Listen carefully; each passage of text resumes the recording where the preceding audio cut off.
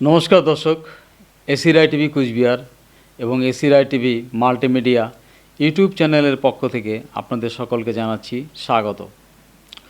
দর্শক, ভারত বাংলাদেশের সম্পর্কের উপরে আমি বেশিরভাগ আলোচনা করে থাকি এবং আমি বাংলাদেশকে নিয়ে খুব চিন্তিত। এরা বাইরে থেকে যেভাবে করে ওই লোকজন ডাইকে নিয়ে আসতেছে, এটা ভারতের জন্য অবশ্যই চিন্তার বিষয়। ওই চিকেন নেক নিয়ে যে সমস্ত কথাবার্তা এবং সেভেন সিস্টার নিয়ে যে সমস্ত কথাবার্তা ভাবনা করেন বাংলাদেশের নেতা নেত্রীরা, সেগুলো শুনে শুনে আমাদের দুশ্চিন্তা হবেই। তবে একটা ইন্টারেস্টেড জায়গা আমার কাছে আছে। অদ্ভুতভাবে বাংলাদেশের লোকেরা সবসময় ভাবেন যে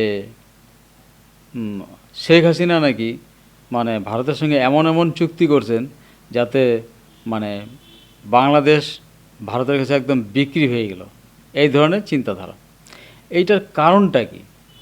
বাংলাদেশ একটা সার্বভৌম রাষ্ট্র, সেটা আমরা সবাই জানি, সারা পৃথিবী জানে, ঠিক আছে? তাহলে একটা এগ্রিমেন্ট হলে পরে সেটা বাংলাদেশ কী করে ভারতের কাছে বিক্রি হয়ে যায়, এটা কিন্তু আমার মাথায় ঢোকে না। জাস্ট একটা ব্লেম দিয়ে, যে কোনো একটা ব্লেম দিয়ে বাংলাদেশটাকে একটা অশান্ত করে তোলাই কি এটা ইচ্ছা বাংলাদেশের লোকের, বিশেষ করে রাজাকারদের?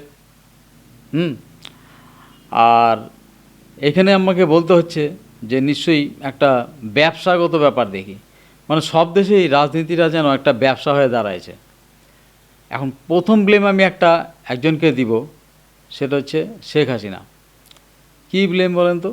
ব্লেমটা হচ্ছে যে শেখ হাসিনা ভারতের সঙ্গে কি কি চুক্তি করছেন, তাহলে সেটা প্রকাশ্যে আনা উচিত।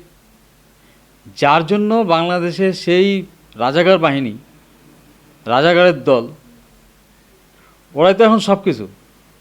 তো ওরা যে প্রশ্নটা তুলতেছিল শেখ হাসিনার কাছে যে আপনি বিক্রি করে দিচ্ছেন ভারতের কাছে বাংলাদেশকে, তাই উনি এটা প্রকাশ্যে আনবে না যে কী চুক্তিটা হচ্ছে, কেমনভাবে হচ্ছে, কি কি চুক্তি আছে? উনি যে একটা বাহাদুরি দেখাচ্ছেন শেখ হাসিনা, সেটা কিন্তু বোঝা যাচ্ছিল। কীভাবে? শেখ হাসিনা ভারতের সঙ্গে অনেকগুলো চুক্তি করেছেন, যেটাতে বাংলাদেশ উপকৃত হচ্ছে, ভারতও উপকৃত হচ্ছে। আগে বাংলাদেশের কথাটাই তাহলে বলি।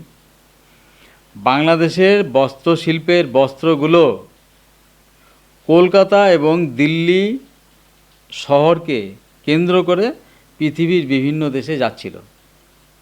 সে কথা কি বাংলাদেশের রাজাকারের লোক হোক আর সাধারণ জনগণই হোক, তারা কি জানতো?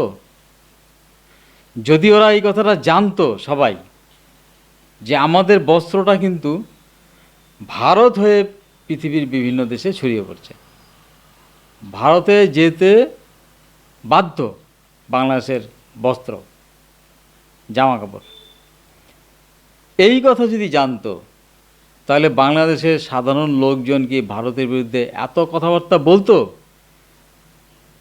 ওরা তো জানতো যেটা আমাদের উইক পয়েন্ট, আমরা ভারতকে ব্যবহার করতে বাধ্য। চিন্তা করতো তাহলে। অথচ আজকে যেটা জানি, আমরা যেটা জানি ভারতীয়রা, যে বাংলাদেশের গার্মেন্টস শিল্পের মালপত্র কলকাতা এবং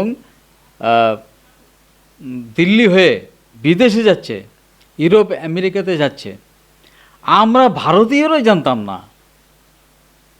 আর সেখানে শেখ হাসিনা কিন্তু এই কথাটা বলে নাই, বাংলাদেশের কাছে প্রচার করে নাই। কেন? ওই জায়গাটা গোপন রেখায় উনি কিন্তু ভবিষ্যতের খেলাটা খেলবে জন্য এগুলো চিন্তাধারা নিয়ে উনি প্রচারটা করেন নাই, যে আমাদের জামা কাপড়ের দিক দিয়ে যাচ্ছে ভারত দিয়ে। তাহলে এটা বাংলাদেশের কাছে বিরাট মাইনাস পয়েন্ট। আমরা তো জানতাম যে ঢাকা এবং চট্টগ্রাম হয়ে ডাইরেক্ট যাচ্ছে ইউরোপ আর আমেরিকাতে ওদের জামা কাপড়গুলো। কই? আমরা জানি না কেন? বা বাংলাদেশের লোকেনি কেন জানো না? এটা কেমন ধরনের ব্যাপার? এইটা করাতেই তো এতগুলা সাহস পাইছে এই রাজাকারের লোক, বাংলাদেশের লোকজন। তারপরে ভারত আবার এদিকে ট্রানজিট নেওয়ার, তাই আমরা তো মহা ট্রানজিট দিয়ে রাখছিলাম। আমাদের ট্রানজিট তো মানে এই বাংলাদেশের উপর দিয়ে আমরা যাব, আমাদের জায়গাতে যাব। আর আমাদের কলকাতা এবং দিল্লি হয়ে বাংলাদেশে তো বিদেশে যোগাযোগ করতেছিল, মানে বাইরে, দূরে দূরে। ঠিক আছে, তাহলে কারটার মূল্য বেশি। বাংলাদেশে মানে যে গার্মেন্টস ইন্ডাস্ট্রি প্রোডাকশনগুলো তো এখান দিয়ে যাইতে বাধ্য, তাহলে বোঝাই গেল। আর আমরা কিন্তু বাধ্য না, আমরা অল্প ঘুরে হলেও মানে এই চিকেন নেক দিয়ে যাইতে পারবো, কারো বাপের দম নাই ওখানে আমাদেরকে আটকায়।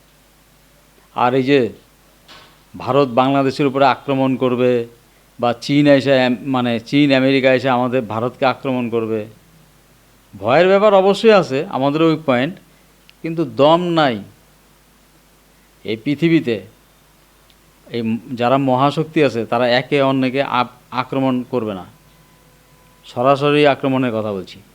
এই ডিপ স্টেটগিরি আর অন্যের তলে তলে সেটা সম্ভব। যেমন ইউক্রেনের ক্ষেত্রেই দেখতে পারলাম, আমেরিকা তো ইউক্রেনকে সমানে অস্ত্র পাঠালো, সরাসরি যুদ্ধে আসছে কি? আসে নাই। তার মানে আমেরিকার মতো এত শক্তিশালী দেশের যদি দম না থাকে, তাহলে অন্য দেশ কি আর ঢুকতে পারবে? যা শক্তি আছে এই পৃথিবীর মধ্যে, এই আমেরিকা, রাশিয়া, চীন আর ভারতের, এগুলো দেশে কেউ আক্রমণ করবে না। আর এরা নিজেরা যুদ্ধ করবে না। এরা নিজেরা যুদ্ধ করা মানে পৃথিবীর ধ্বংস। ঠিক আছে,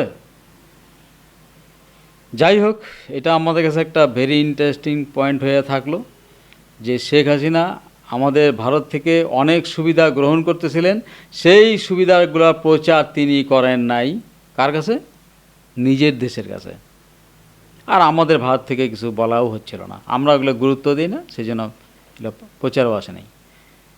তাহলে যারা বাংলাদেশি আছেন তারা আজকে কিন্তু জানতে পারছেন, বুঝতে পারতেছেন আপনাদের গার্মেন্ট ইন্ডাস্ট্রি গয়ঙ্গচ্ছ, ওটা আর ফিরে বলে আমার মনে হয় না। এখন আমরা পশ্চিমবাংলাবাসী, এই মানে বিজেপি সরকার এখানে অনেক গার্মেন্টস ইন্ডাস্ট্রি হয়ে যাবে, যেটা আপনারা করতেন এতদিন, সেই কাজটা আমাদের এখানকার পশ্চিমবাংলার লোকেরা করবে। সুতরাং ধন্যবাদ দিয়ে আমাদের কথাবার্তা আজকে এখানে শেষ করলাম। ভালো থাকবেন, সুখে থাকবেন।